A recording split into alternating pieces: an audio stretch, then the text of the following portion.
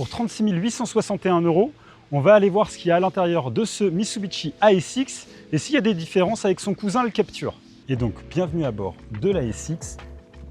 Et ici, on verra que, à part le logo au centre du volant, il n'y a pas beaucoup de changements. On retrouvera sur la console centrale la boîte de vitesse 6 rapports, ici 2 porte-gobelets, de quoi ranger la clé, évidemment le frein à main. Juste devant la boîte de vitesse, on aura un chargeur à induction avec 2 prises USB-C et une prise 12 volts.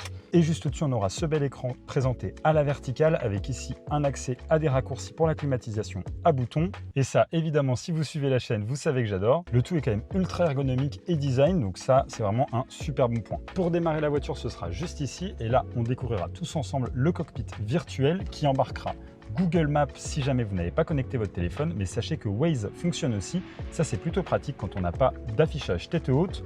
Là, je valide très fort. La qualité globale de finition de la voiture est excellente. Bon, par contre, ce sera assez sombre vu que tout est très noir. On aura ici donc, du matelassé, du plastique dur. Ça, c'est plutôt sympa. J'aurais préféré quand même un peu plus de couleurs. Ici, on aura du faux bois sur tout le long du tableau de bord. Ça, c'est plutôt élégant. Et donc, heureusement qu'on aura ce toit ouvrant pour apporter beaucoup de lumière. Malheureusement, il ne sera pas panoramique, donc les places arrière seront quand même assez sombres.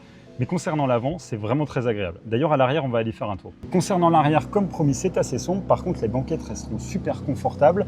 Ici, vous aurez 2 prises USB-C pour charger vos équipements multimédia et beaucoup de place pour les pieds. Évidemment, un couloir de servitude puisque ce n'est pas un véhicule 100% électrique. Pour terminer sur l'arrière, je vous présente donc le coffre.